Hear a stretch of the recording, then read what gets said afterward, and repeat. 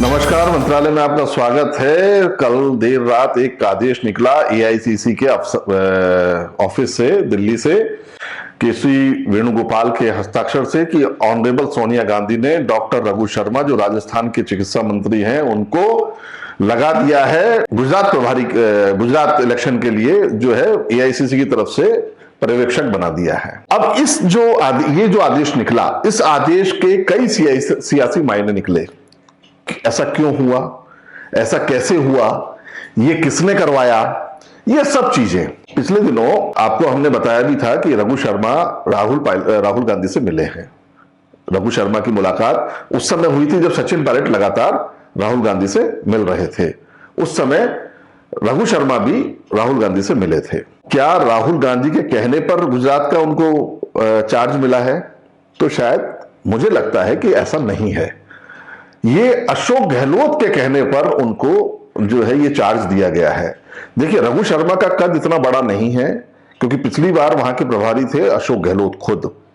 अशोक गहलोत राष्ट्रीय स्तर पर संगठन के महासचिव रह चुके हैं, बहुत बड़े बड़े पद उन्होंने लिए हैं।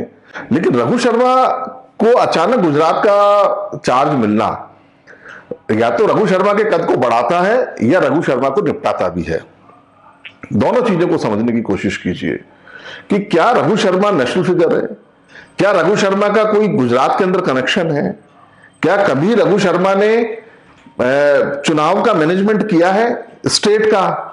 वो अपने विधानसभा क्षेत्रों का मैनेजमेंट उन्होंने खुद ने किया है। एक बार सांसद चुनाव लड़े हैं, विधानसभा क्षेत्रों के चुनाव खुद के लड़े हैं, वो खुद के चुनावी। लेकिन आखिर ऐसा क्या हुआ? तो इसको आप कवायद समझिएगा कि सचिन पायलट और अशोक गहलोत के बीच जो चल रहा है, हम आपको पहले भी बता चुके हैं कि भ्रष्टाचार के मामले में रघु शर्मा नंबर 1 चल रहे हैं। बहुत सारे आलाकमान के पास ऐसे वो मिले थे कि, लेकिन अशोक गहलोत के वो विश्वसनीय हैं। अशोक गहलोत के खास हैं। अशोक गहलोत ने तो उनसे पूछा तक नहीं कि भाई ये भ्रष्टाचार के मामले आए हैं तो इस पर कैसे कोई कमेटी भी आज तक नहीं बैठी। तो ऐसे में रघु शर्मा को गुजरात शिफ्ट करने की पूरी तैयारी अशोक गहलोत ने भी कर ली है।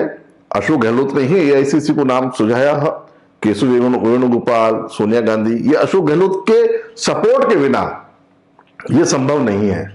और यहां से मंत्री पद से उनको मुक्त किया जाना जरूरी भी था। मुक्त भी होंगे वो अभी, क्योंकि अभी उनको प्रभारी बना दिया गया है। अभी कुछ दिन में मंत्रिमंडल फेरबदल होने वाला है, क्योंकि लखीमपुर वाली जो घटना है थोड़ा सा ये शांत होने वाली है।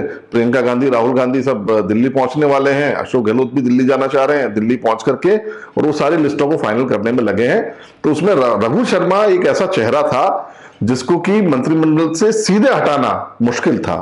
तो ऐसे में उनको गुजरात का प्रभारी, मतलब एक बैलेंस करने की कोशिश की गई है।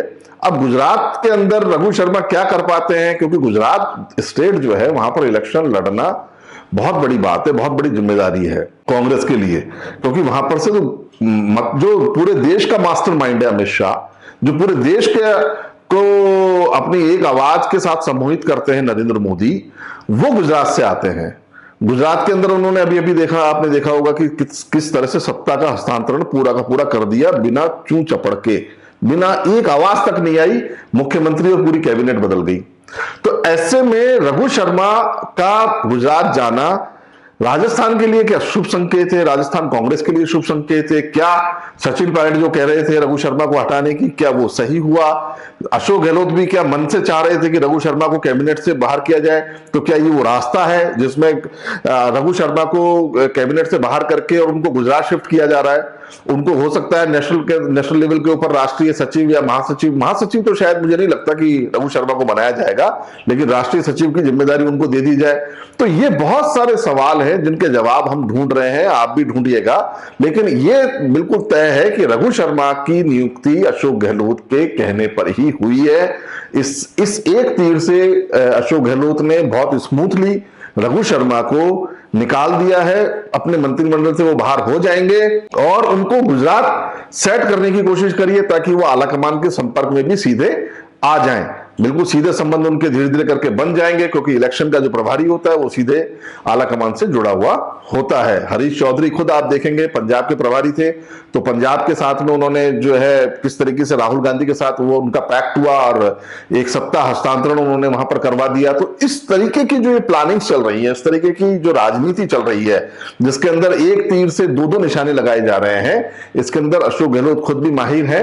ये कहने में आ रहा था अभी तक कि राजनीति के जो जानकार हैं वो ये कह रहे थे कि रघु शर्मा के जो है वो सीधे राहुल गांधी से संपर्क है और इस कारण से उन्होंने ऐसा किया था। ऐसा कुछ भी नहीं है, ये अशोक गहलोत की ही एक चाल है जिससे कि आप स्मूथली रघु शर्मा कैबिनेट से एग्जिट हो रहे हैं, गुजरात के अंदर जा रहे हैं, बैलेंस हो रहा है, उनकी पावर को भी बैलेंस किया जा रहा है। अशोक गहलोत ये भी समझाने की कोशिश कर रहे हैं कि मेरा जो बंदा था, जो मेरी कैबिनेट का था, जिस पर मैंने विश्वास किया, उसके ऊपर आला कमान ने भी विश्वास किया है और उसे गुजरात जैसे बड़े प्रदेश की जिम्मेदारी दी गई है।